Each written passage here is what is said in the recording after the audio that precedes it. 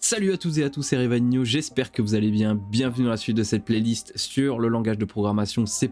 Aujourd'hui, on attaque une des notions avancées les moins bien comprises. Il faut savoir qu'effectivement, ça fait quelques vidéos déjà qu'on a attaqué des notions un petit peu plus avancées, sachant que la programmation en C++ ne vous oblige pas de connaître toutes les fonctionnalités évidemment et toutes les notions de C++ pour pouvoir programmer un programme décent. Vous pouvez très bien développer un programme tout à fait décent et même complexe sans utiliser des notions comme les function pointers, les templates, les expressions lambda, tout ça c'est possible. Si jamais vous ne comprenez pas une notion, même après avoir vu mes vidéos ou après avoir lu des PDF, après avoir vu d'autres vidéos, etc., ne vous focalisez pas trop dessus non plus. Sachez que vous avez les outils en main pour pouvoir développer des programmes en C++ de manière tout à fait correcte. Donc ne vous dites pas que vous êtes nul, ne restez pas bloqué sur une notion pendant des semaines ou des mois si vous ne la comprenez pas. Passez à autre chose, vous y reviendrez plus tard quand vous aurez appris à maîtriser un petit peu mieux le langage. Donc ici, on va s'attaquer aux expressions lambda. Les expressions lambda, c'est un petit peu compliqué d'expliquer ce qu'elles font, mais je vais essayer d'être le plus clair et le plus concis possible. Une expression lambda, en quelque sorte, c'est une fonction. En fait,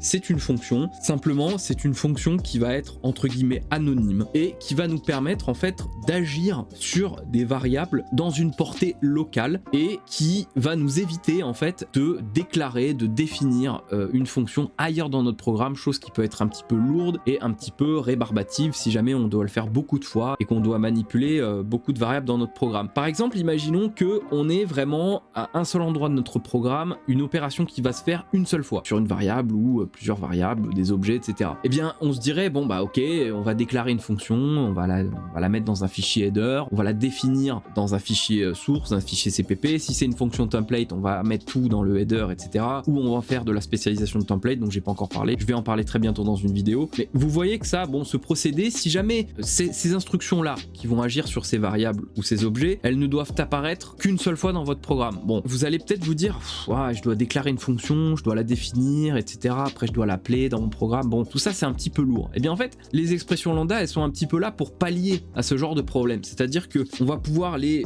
déclarer dans notre programme directement, dans le main, en fait, et l'utiliser tout de suite après. Donc, ça va être des sortes de fonctions anonymes comme ça qui vont éviter de déclarer à 36 endroits différents, entre guillemets, des fonctions qu'on va devoir appeler, etc. À un endroit A, un endroit B, un endroit C. Là, c'est vraiment quelque chose qui va pouvoir être déclaré à l'endroit où on va y faire appel, en fait, en quelque sorte. Je vais vous donner un exemple tout de suite, et j'espère que vous avez vu et bien compris la vidéo sur pointeur vers les fonctions, les function pointers, parce que on va s'en servir dans cette fonction également, ainsi que du mot-clé auto. Alors, la première chose qu'on va faire, accrochez-vous parce que cette vidéo risque d'être un petit peu compliquée, c'est de déclarer et de définir une fonction qui va en fait itérer à travers un container comme un vector par exemple, et qui va afficher ces éléments. Donc on va pas afficher tout de suite ces éléments, vous allez le voir, on va le faire justement dans une expression lambda dans notre programme, mais je vais vous expliquer le processus et que vous compreniez également l'intérêt d'utiliser des expressions lambda. Donc cette fonction par exemple, on va l'appeler display vec elements.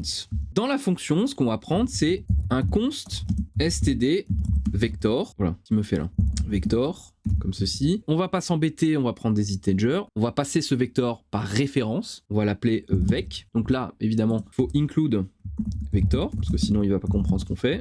Voilà. Et ici, on va passer un function pointer. Donc si vous savez pas ce que c'est qu'un function pointer, si vous n'avez pas vu la vidéo, je vais la mettre en description. Donc ici, quelle fonction on va passer? Eh bien, ça va être une fonction qui va afficher les éléments à travers une expression lambda, mais ça peu importe. Donc le type de retour, c'est void. Void ici. Là, on va faire comme d'habitude, pointeur, on va l'appeler func par exemple pour function. Et dans les arguments, on va prendre un integer. Et c'est tout. On va définir notre fonction maintenant. Donc là, je vais peut-être dézoomer un petit peu pour que vous voyez. Voilà, j'espère que vous voyez assez. Je vais essayer de rezoomer. Je rezoomerai un petit peu plus tard dans la vidéo lorsqu'on repassera sur les instructions. Donc ici, on va faire une petite boucle for. On va pas utiliser les boucles for avec le mot-clé auto, etc. Pour l'instant, je veux pas trop charger cette vidéo déjà qu'elle va être un petit peu compliquée. J'en parlerai dans une vidéo prochaine. Donc ici, i inférieur à vec.size, bien évidemment. Hop, et i++. Voilà. Et ici, ce que je vais faire, c'est je vais appeler mon function pointer et je vais lui passer vec .@i, comme ceci. Voilà, donc en fait, ici, ce qui se passe, c'est que, eh bien, on passe l'élément se trouvant à l'index i de notre vecteur dans la fonction, enfin plutôt dans le pointeur vers la fonction, qui est en fait une fonction, hein, qui renvoie void et qui prend un integer en paramètre. On passe donc l'élément de notre vecteur dans cette fonction-là.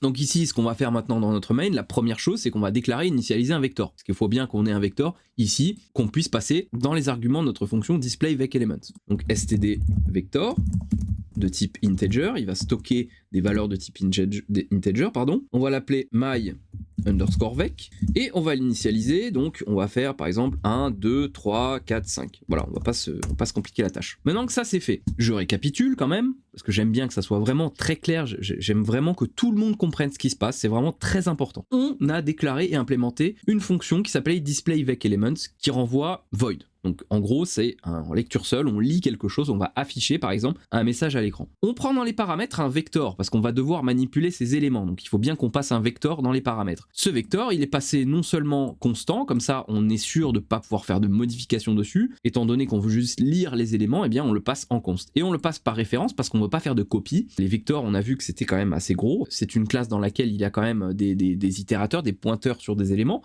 Donc c'est pas simplement la taille d'un int, c'est un petit peu plus que ça. Bon après, évidemment, c'est pas très grave, vous n'êtes pas obligé de le passer par référence, là je le fais pour la bonne pratique. En second argument, on passe un pointeur vers une fonction qui renvoie void et qui prend un integer en paramètre. Pour l'instant, c'est tout ce qu'on a à savoir sur cette fonction. On fait une boucle for, donc qui va boucler le nombre de fois qu'il y a d'éléments dans notre vecteur, et on va passer dans notre fonction l'élément qui se trouve à chaque fois à l'index i, qui est un integer bien évidemment, puisque notre vecteur stocke des integers. Ici dans notre programme maintenant, on a déclaré initialiser un vecteur. Il a 5 éléments qui sont 1, 2, 3, 4, 5. Voilà, pour l'instant c'est aussi simple que ça.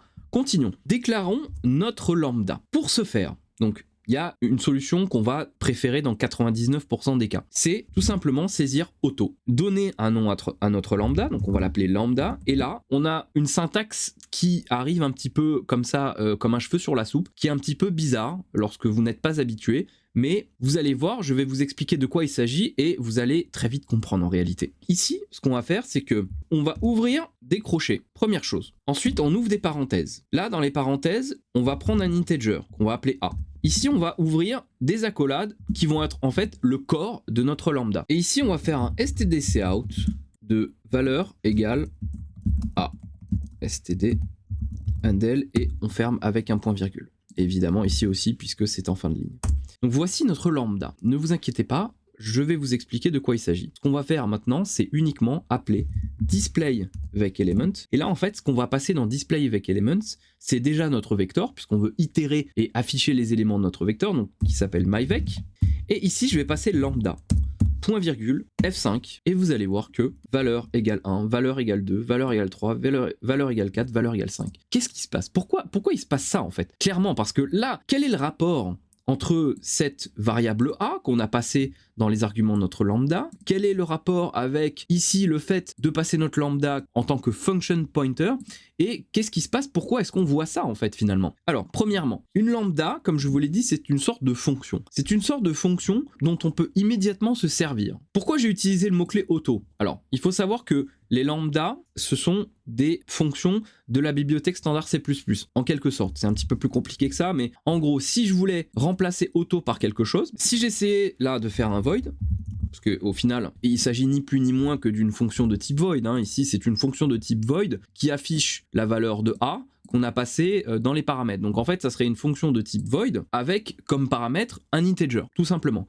Mais là, vous voyez que si je fais ça, on a un problème. On a type incomplet non autorisé. Donc là, en fait, dans une fonction lambda, ne vous inquiétez pas, je vais venir au crochet et aux parenthèses. Là, pour préciser le type de retour d'une lambda, explicitement, on pourrait faire crochet int. Et là, vous voyez que, alors crochet int ou crochet int attaché ou avec un espace, je crois que ça change rien. Mais là, vous voyez que c'est pas suffisant et qu'on a quand même toujours une erreur. Pourquoi? Parce que, en fait, une expression lambda, c'est un petit peu plus qu'une simple fonction traditionnelle. Si on veut nous-mêmes spécifier explicitement le type, on va devoir inclure un header qui s'appelle functional. C'est functional avec un U, je crois. Ouais. Donc functional, et en fait ici, on va devoir faire un std function, et à l'intérieur de std function qui est en fait une classe template, on va devoir passer void entre parenthèses int, comme ceci. oups, non, void int, voilà, comme ceci. Et là, normalement, on devrait plus avoir d'erreur. Pourquoi est-ce qu'on en a une? Oui, parce que là, dans la fonction, ici, on n'a pas modifié l'argument qui prend un function pointer brut, en fait. Vous voyez ce que je veux dire? Donc du coup, on serait obligé de faire comme ceci, hop, et de l'appeler par exemple func. Ici, si je fais ça, bah voilà, il n'y a plus d'erreur au niveau du compilateur, il nous dit que tout va bien. Mais vous voyez que là, honnêtement, et c'est là qu'on en vient à ce que je disais dans la vidéo sur le mot-clé auto, déjà d'une part c'est pas clair, et en plus de ça, bah ça honnêtement, bon, c'est quelque chose dont on va rarement se servir explicitement. Je ferai peut-être une vidéo sur, voilà, comme ça, les petites fonctionnalités qui viennent de la bibliothèque standard. Il y a d'autres choses comme par exemple findIf, transform, bon, tout ça c'est des choses qui nous permettent de manipuler des containers avec des itérateurs, etc. Donc c'est intéressant parce qu'on réinvente pas la roue en les utilisant, on peut s'en servir dans beaucoup de situations, mais vous voyez que là quand même c'est plus facile d'utiliser auto, quoi. Ici on va revenir sur quelque chose, bon, je vais annuler ça, on va revenir sur quelque chose, voilà, de plus simple, on va utiliser auto et on va pas s'embêter, vous voyez que là c'est quand même plus simple. Donc maintenant parlons de ce qui se passe dans une expression lambda. Qu'est-ce que ces crochets? En fait ces crochets, c'est ce qu'on appelle la clause de capture. La clause de capture, en fait il faut se dire que les expressions lambda, elles sont capables de capturer des variables qui viennent d'autres portées. Par exemple, ici les parenthèses, ça fait uniquement référence à des parenthèses de fonction. En fait, donc A, c'est la valeur qu'on va manipuler dans notre expression, dans notre fonction lambda. Mais les crochets, imaginons qu'on veuille, par exemple ici, qu'on ait une autre variable qu'on va appeler value, qui valent par exemple 4. Si on veut pouvoir se servir de value, là vous voyez que si par exemple au lieu de A, je mets value, comme ceci, on va avoir une erreur, et cette erreur va nous dire impossible de faire référence à la variable locale d'une fonction englobante dans le corps d'une expression lambda, sauf si elle figure dans la liste de capture. La liste de capture, c'est quoi? La liste de capture, ce sont les crochets. Et il y a plusieurs syntaxes à connaître au niveau des crochets de capture d'une expression lambda. Tout d'abord, si on met rien, c'est-à-dire qu'on ne capture rien de l'extérieur, c'est-à-dire que tout ce qui est ici, eh bien, on ne va pas pouvoir le capturer dans notre fonction lambda. On a la possibilité, eh bien, de mettre par exemple value. Si on met value dans les crochets, à ce moment-là, on a le droit de prendre value, ce qui veut dire que maintenant on a le droit de l'afficher. En revanche, on n'a pas le droit de la modifier. Donc là, c'est comme si en fait on l'a passé un petit peu en lecture seule. Regardez, si je fais value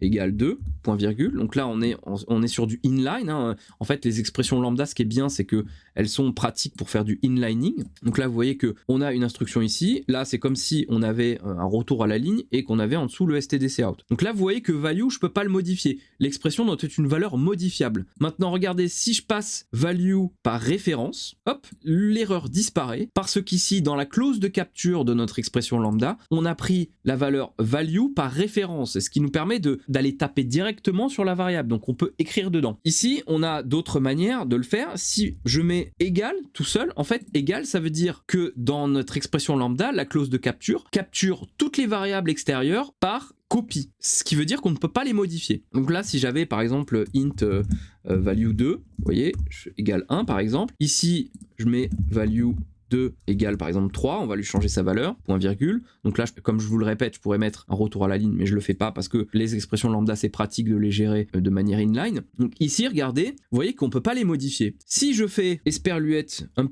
$value, j'en ai une qui est maintenant modifiable, celle que j'ai passée dans la clause de capture. Néanmoins, la deuxième ne l'est toujours pas. Ce que je pourrais faire pour permettre de modifier également value 2, ça serait $value, virgule, $value 2. En fait, c'est un peu comme des arguments de fonction et on décide ou non de les prendre en const, en pas const, en référence, en pas en référence, etc. Donc là, vous voyez que maintenant, mes deux variables sont modifiables. Si je veux éviter à chaque fois de dire, voilà, je prends cette variable-là par référence, celle-ci par copie, etc., enfin, que je veux par exemple toutes les prendre par référence, eh bien, je vais mettre juste dans la clause de capture un tout seul, donc un esperluette. Voilà. Si je veux que toutes mes valeurs soient prises par copie, je mets égal. Si je veux qu'une variable soit prise par référence et que l'autre soit jugée comme constante et donc non modifiable, je peux par exemple faire virgule, et là je mets value 2. Et là en fait je m'assure que, eh bien, je prends toutes les variables par référence, donc je peux les modifier, sauf value 2, que je prends par copie, et je la traite comme si elle était const. Voilà, donc voilà pour les clauses de capture. Donc ici on n'en a pas besoin. Pourquoi? Parce qu'on ne manipule pas de variables qui se trouvent dans notre main. En fait, ce qui se passe, c'est que ici, évidemment, c'est la fonction displayVecElements qui va s'occuper de manipuler notre vecteur myVec. Ce n'est pas l'expression lambda. L'expression lambda, elle va se contenter, donc là je vais remettre A, elle va se contenter d'afficher une valeur. Et quelle valeur? La valeur qui se trouve ici. Vous voyez? C'est comme si on passait une fonction dans une fonction et qu'ici, on appelait donc notre fonction lambda. Notre fonction lambda, elle prend un argument de type integer et elle l'affiche. Donc en fait, en passant l'expression lambda dans notre fonction displayVecElement, on se sert de l'expression lambda pour afficher la valeur qui se trouve à l'élément i de notre vecteur. Ici, c'est comme si on avait, bon, j'ai pas le droit de faire ça, mais je vais vous montrer histoire de vraiment être le plus, on va dire, explicite possible et que vous compreniez le plus rapidement et le mieux possible ce que sont les expressions lambda. Ici, en fait, c'est comme si on faisait lambda et qu'on passait vec at i, vous voyez? Sauf que ici, la fonction lambda, elle n'est pas définie, et dans notre cas de figure, on imagine qu'on n'a besoin qu'une seule fois, et du coup, on va directement la déclarer dans notre programme. Elle n'est pas connue de notre fonction displayElement. Mais étant donné qu'une expression lambda, c'est un petit peu comme une fonction, le fait de passer un pointeur vers une fonction, c'est comme si on passait un pointeur vers l'expression lambda qu'on a appelée lambda, et que du coup, eh bien, ça l'a traité exactement comme une fonction. Alors, évidemment, on aurait pu très bien faire displayElements, on aurait pu très bien faire ceci, donc un stdcout par exemple, de vec at i, mais vous allez comprendre l'intérêt de ne pas faire ça, ou plutôt de faire autrement. Regardez ici, on pourrait très bien faire ça. Si je commente et que je fais F5, évidemment, on va avoir 1, 2, 3, 4, 5 qui va s'afficher correctement. Mais imaginons qu'on veuille faire autre chose que simplement de l'affichage. Donc en fait, cette fonction-là, displayVecElement, je l'ai appelée comme ça pour l'exemple, mais en fait, elle pourrait faire beaucoup d'autres choses. Si ici, regardez, on change ce qui se passe dans notre lambda et que maintenant, on fait par exemple A x2, que je relance le programme, regardez, on a les valeurs de notre vecteur qui ont maintenant été multipliées par 2. Ça veut dire que ce qu'on a fait là, c'est super dynamique, parce que le faire ici directement, ça nous obligerait à modifier le code de la fonction displayVecElement. Mais ici, on n'a pas besoin de le faire, on a juste besoin de modifier ce qui se passe dans la lambda. Et étant donné qu'on passe une lambda en tant qu'argument de notre fonction, ça nous permet de dynamiser énormément ce qui se passe. Ce qui fait que maintenant, regardez, je peux vraiment faire ce que je veux. Je peux aussi faire en sorte d'élever au carré tous les éléments de mon vecteur. Regardez, si je lance mon programme, voilà, tous les éléments de mon vecteur ont été élevés au carré, etc. Enfin, il y a énormément de choses qui sont possibles de faire à travers cette méthode. Donc ici, juste, ça c'était un exemple un petit peu compliqué, donc je vais récapituler une dernière fois, puis juste avant de terminer cette vidéo, je vais prendre un exemple plus simple d'une lambda pour vraiment que vous capturiez la notion et l'essence de cette fonctionnalité C++, que vous capturiez l'essence de cette fonctionnalité C++.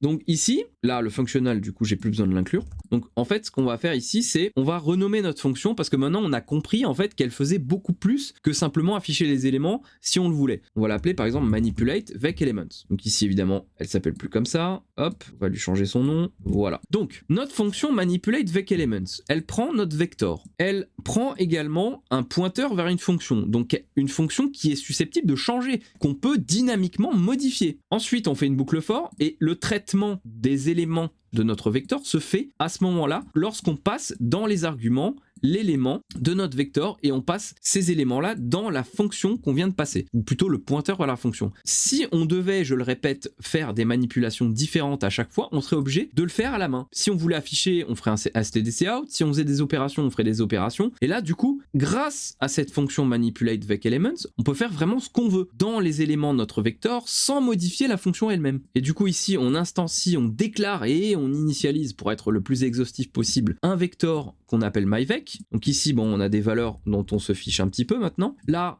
on crée une expression lambda de type auto qui vient à point nommé parce que c'est la notion qu'on a fait juste avant. Donc on n'a pas besoin de faire un std function, d'inclure functional, de prendre le type de function pointer dans les arguments template. Je vous ai montré tout à l'heure.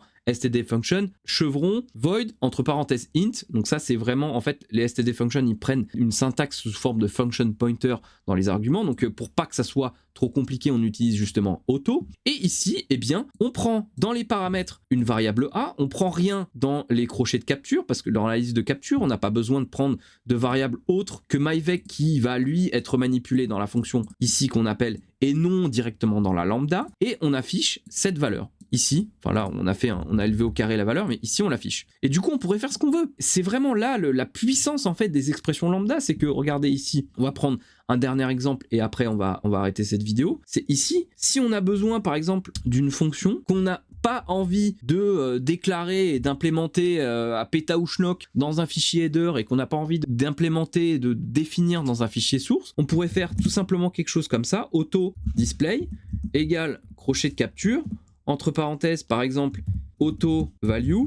Et ici, dans le corps, par exemple, on fait un for int i égale 0, i inférieur, par exemple, je ne sais pas, à 10, i++, et là, on fait un std_cout de value, comme ceci. Et maintenant, si j'appelle display, par exemple, en lui passant un integer de 2, je fais F5 et j'ai 10 fois 2 qui s'affiche. Donc en fait, ça agit comme une fonction. Et là, regardez, étant donné que c'est auto, je pourrais aussi faire bonjour, par exemple, F5, il va afficher 10 fois bonjour. Voilà. Donc ça évite en fait de faire une fonction display ou une autre fonction d'ailleurs à un autre endroit de notre programme ou d'encombrer notre code avec des déclarations et des définitions inutiles si par exemple on a besoin de se servir de ces instructions-là une seule fois dans notre programme. Vous voyez que c'est hyper pratique. Et par exemple, ici, regardez, un autre exemple encore, pour terminer, après on va s'arrêter là parce que la vidéo est un peu longue. On va essayer de prendre le même exemple que tout à l'heure, mais cette fois en capturant un vecteur, carrément un objet de type vector dans notre lambda. Donc std vector, on va prendre des floats un petit peu pour changer. On va appeler encore une fois myvec. On va l'initialiser à 1.2f, 3.1f, et 8.4f. Voilà, par exemple, on s'en fiche. Ici, du coup, ce qu'on va faire, on va créer une lambda, auto, lambda, on va l'appeler, on va pas s'embêter. Et là, dans les clauses de capture, je vais prendre, pas besoin de passer myvec par référence parce qu'on veut juste faire un affichage. On va prendre la boucle for d'ici, hop, on va la mettre là, tac, et on va faire un std_cout. Alors évidemment là c'est plus vec mais c'est myvec, std_cout myvec.at_i. Alors on pourrait aussi se servir de ça, on va le faire comme ça pour changer un petit peu. Voilà, std handle.